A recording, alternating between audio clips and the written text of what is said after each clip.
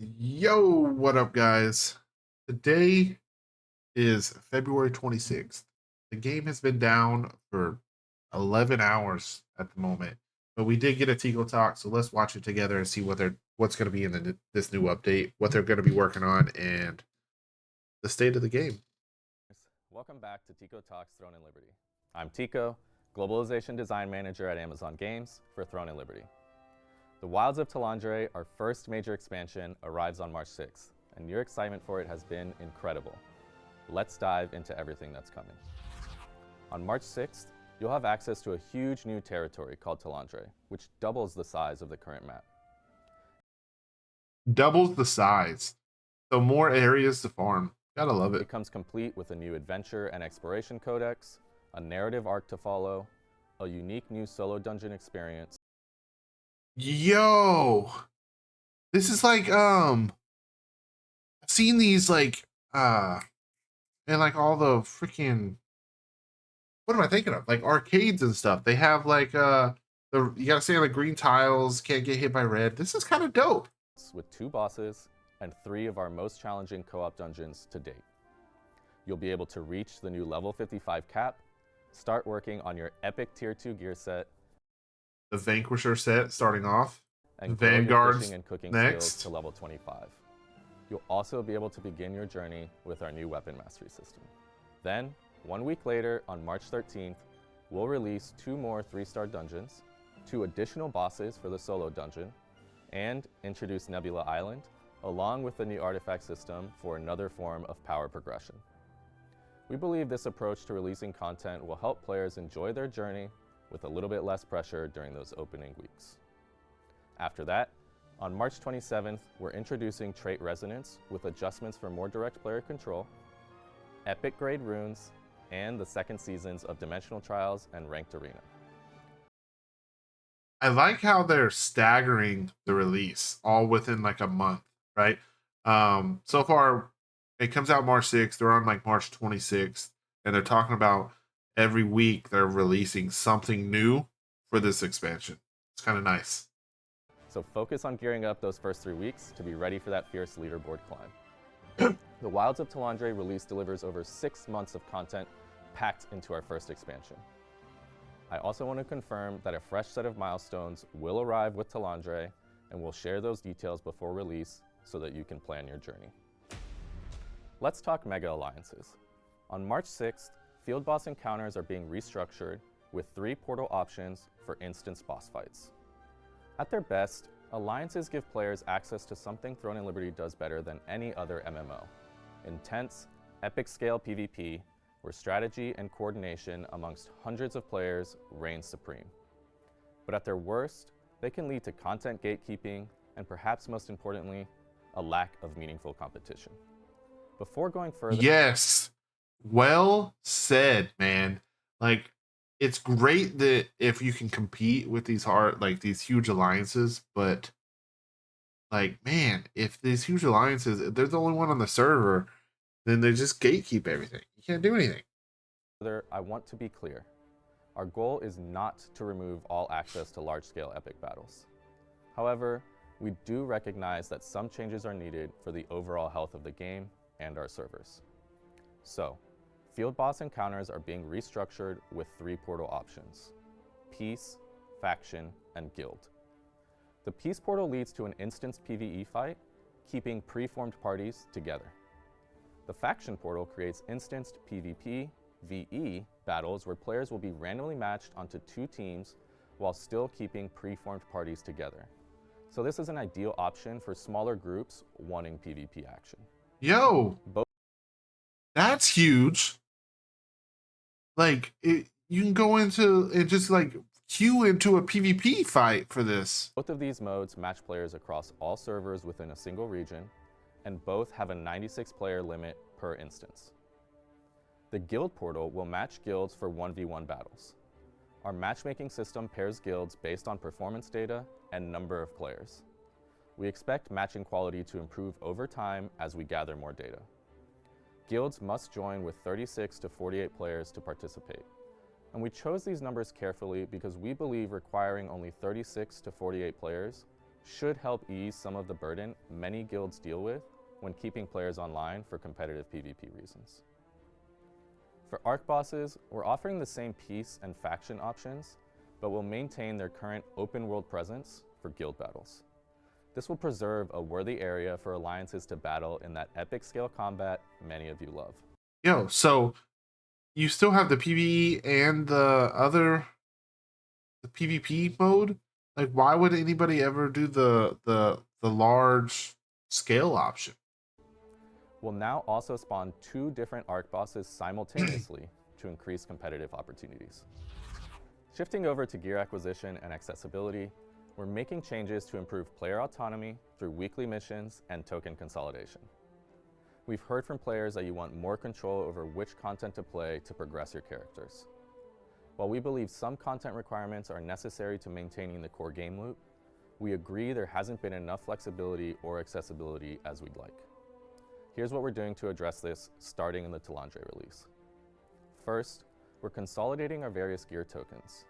Abyss coins and dimensional soul shards will be consolidated into just 2 tokens, one for tier 1 gear and one for tier 2 gear.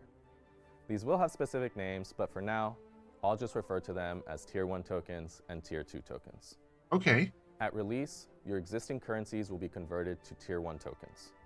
Moving forward, co-op dungeons and Abyss dungeon contracts will reward either tier 1 or tier 2 tokens based on the content you're completing.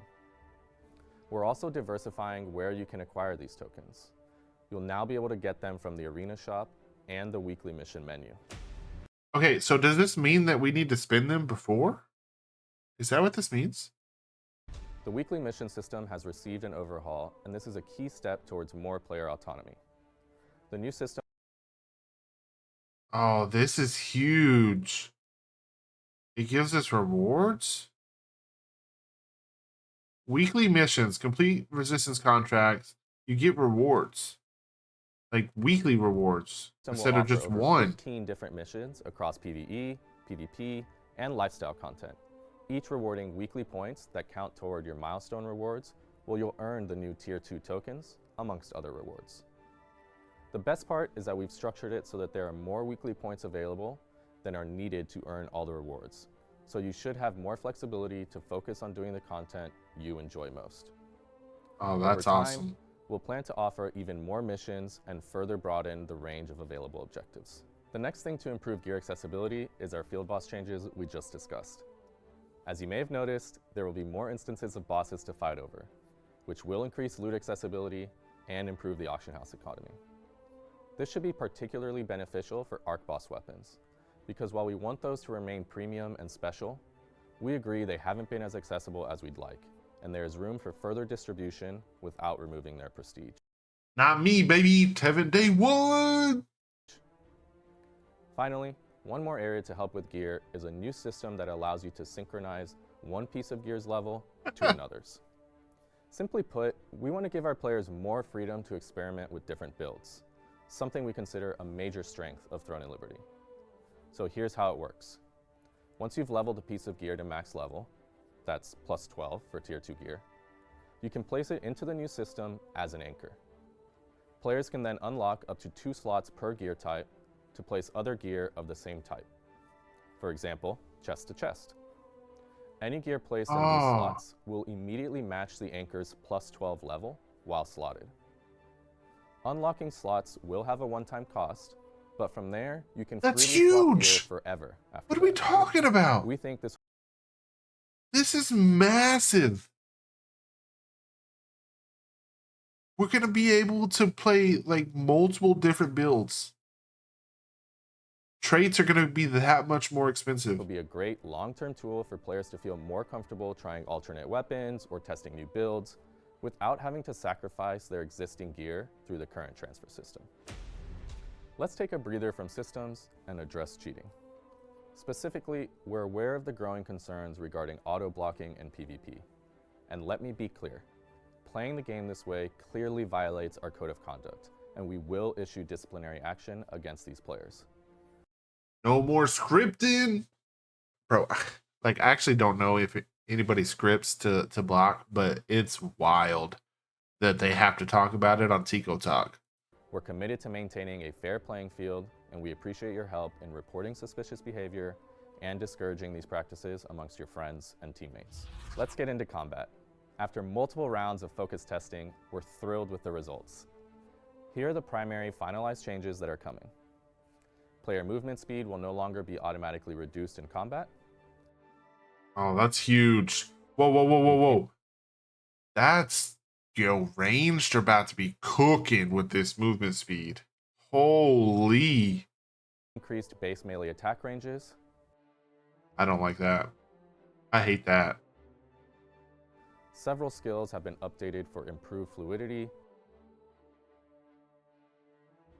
Tab targeting has been improved to better consider camera direction to give a more intuitive targeting response. Click targeting has also been further refined for accuracy and precision. And we're also bringing a new setting that will allow players to ignore friendly targets when clicking. Character inertia has been reduced. Oh my god. Ignore friendly targets. You know how often I accidentally click on my own teammate whenever I'm popping a freaking buff and then it buffs the teammate, not me, so I miss out on the freaking damage? Bro. This setting right here. I'm tired of clicking on my teammates and giving y'all my freaking buffs, man. I'm trying to do the damage myself. And the maximum zoom has been increased by 33%. Oh, we can play more. By early April, we will also introduce improved target visualization, target of target display, and monster type indicators on nameplates. Shifting to dynamic events, we've made updates to increase rewards and better tailor activity point distribution. We've heard your two main concerns. First, that dynamic events don't feel rewarding enough for the time investment needed to properly participate. And second, that our PvP players are experiencing activity grind fatigue due to how dynamic events contribute to activity points. To address these issues, starting March 6th, we're increasing the rewards for the first 15 dynamic events you do per week, ensuring players get more value when they choose to engage. That's huge. This is huge. And since activity points are primarily a tool to help with high-performing PvP guilds, we've made two changes to help with both fun and fatigue. We're capping activity points at 15 events per week, and then we're adjusting the amount of activity points earned so that they prioritize guild events, followed by Dominion, then Peace, and finally co-op modes. We believe this new structure will give PvP players more freedom to participate in the modes that naturally align with their preferred content, while still maintaining meaningful progression. Now, let's talk raid frames. As Godspeed mentioned in last week's raid frames.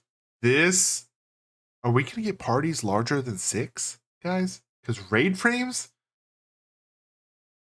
bro, these healers about to be cooking. Elysium, raid frames are coming, and I'm happy to share they will arrive on March 13th.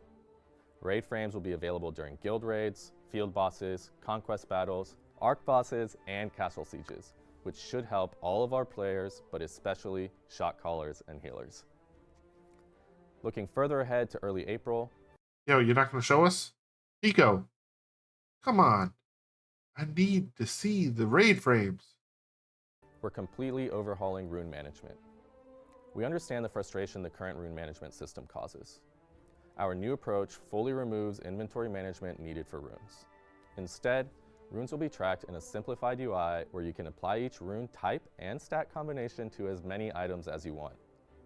New runes will automatically level or dissolve, and I can't wait to share more details on this topic next month, so look forward to that. Wait. Guys, he just said something. That new runes will automatically level up, which is already technically in place, or dissolve. So if you get the same rune, it dissolves for you automatically? Oh, chef's kiss. We're happy to inform all of our console players that in early Q2, we are bringing the ability to edit your HUD with controller. Now, I want to address a question. Change your UI, console. How are new and returning players supposed to catch up if you didn't do a Hyperboost server? Our approach is that catch-up mechanics should be core game features, not a separate server that isolates new and returning players from the general population. We want them to be part of our whole community, experiencing the game alongside everyone else. let's talk about how we're making this work. First, let's consider gear progression. Because Talandre is releasing at the same time as Tier 2 gear, this creates a natural reset point for all players, and we genuinely believe this is one of the best times for new and returning players to jump back into the game and start fresh alongside everyone else. However, we recognize that having a full set of Tier 1 gear could still feel like a big advantage, and that's why we're introducing Tier 2 rare gear, or Tier 2 blue gear, which will be stronger than most Tier 1 purples. This provides a natural bridge for players who don't have their full Tier 1 sets available. We've also carefully balanced the Adventure Codex rewards so that any player who completes the full Adventure... So if you didn't build out in the first one, like the first expansion, the blue items are going to be your like filler point. So even new players are going to be able to come in and get geared out pretty easily. Codex will earn nearly a complete set of Tier 2 gear with a mix of blues and purples. Beyond gear progression, we're also introducing exclusive buffs and daily login rewards specifically for new and returning players to help them catch up. We believe this comprehensive approach will help players join our community and get up to speed without feeling like they're permanently behind or isolated on a separate server. To end things, I just want to say thank you all again for your feedback and support. I can't wait for you to get your hands on this expansion. It is packed with so much great content and system improvements. I think you're really, truly going to enjoy it. Please keep giving us your feedback. We love having open communication with our community and are committed to maintaining that. All right, and now for our community question. If you could expand our cosmetic offerings in just one way, what would it be? Please. Expand your cosmetic offerings in one way. Allow us to change the color of our morphs. Allow us to dye the morphs. I want to run around with a pink freaking tiger. All right, guys. A lot of stuff is coming with Talandre. I know a lot of people are going to be excited. If you're man, it's so much. If you're new to the game, drop a comment down below in the comment section. Let me know. I want to see how many new people are coming for just this expansion or returning players as well. If you're new, drop some comments down below. If not, hit that like button, hit that subscribe button, and I'll see you in the next video.